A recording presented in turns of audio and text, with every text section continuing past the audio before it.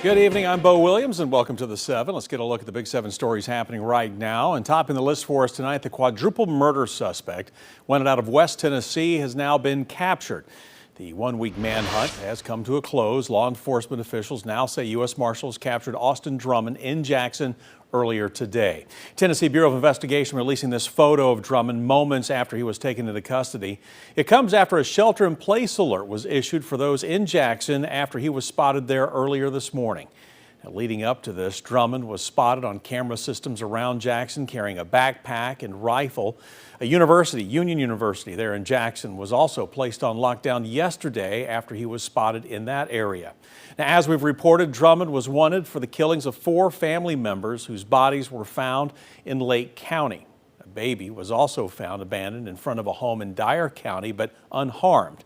3 other suspects in Jackson have now been charged in connection with the murders. That investigation still ongoing tonight. Next for you on the 7, when someone is convicted of a crime and sentenced, you may think that's the end of the case. But for a victim's family, the legal battle can go on for decades. Jimmy Ray Cureton was 17 when he shot and killed Bill Fry after Fry refused to sell him cigarettes. It took 6 years for Cureton to be arrested. This happened back in the 90s, but Cureton is up for parole this month. Fry's children, though, have been fighting for years now to make sure that they keep him behind bars. We spent 2.5 years in the actual prosecution of the murder. Then there were another 3 years of state appeals.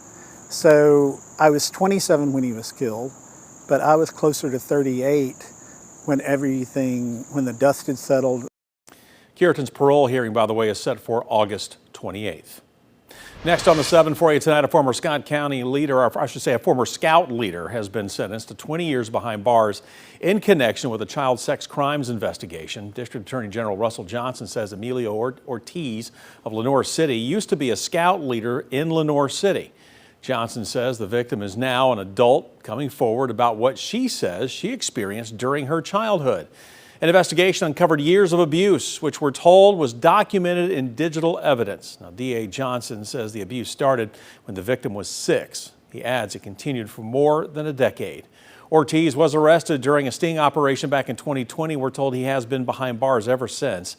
And the DA addressing why it took so long to prosecute this case, pointing to how he has gone through 5 different attorneys as well as lawsuits. Next on the 7, we're on your side tonight with a crime alert about vehicle break-ins. The Jefferson County Sheriff's Office saying that over the last several weeks, it has seen a rise in auto burglaries, and the Sheriff's Office offering these ways to really try to lower the chances of having your vehicle broken into. First tip, it may seem pretty obvious, lock your vehicle, right? But the Sheriff's Office says that the majority of break-ins happen to unlocked cars. The second, take valuables with you when you leave your vehicle. Sheriff's Office says or suggests to park in a garage. If you have one, you can also try parking in a well-lit area. We're told this helps deter burglars. And finally, the Sheriff's Office says to leave absolutely no trace of electronics, such as docking stations or chargers.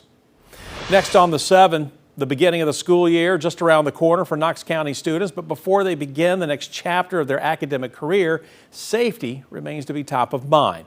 In a news conference today held by Knox County Schools, Superintendent Dr. John Ricewick was joined by Knoxville Police and the Knox County Sheriff's Office, and they outlined their goals for safety this year. And this includes individualized safety plans and a school safety officer in every school. Also updating technology, increasing traffic patrol, taking threats more seriously, and raising staff expectations.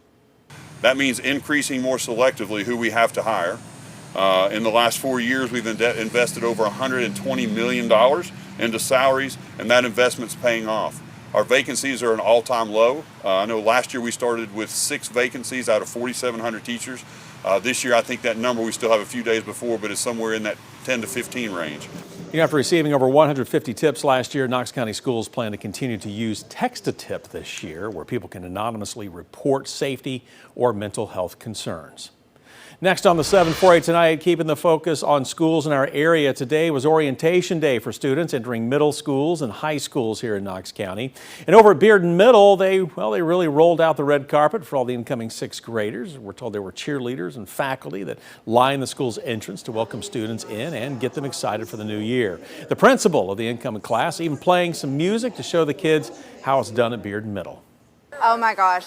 I love this. I am so ready, and here in a minute, while they change classes, I got to get up there and turn my music on because we love to dance in our hallways.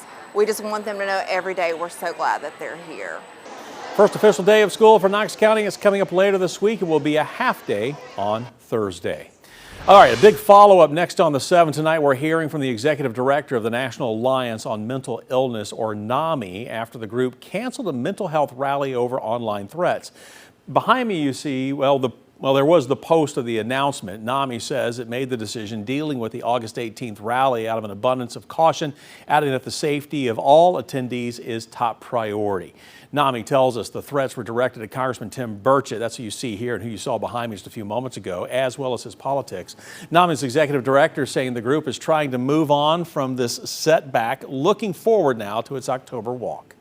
We're going to definitely continue on with the NAMI walk itself on October 5th, and we still are accepting donations and sponsors if they want to reach out and help continue to support us through this difficult time.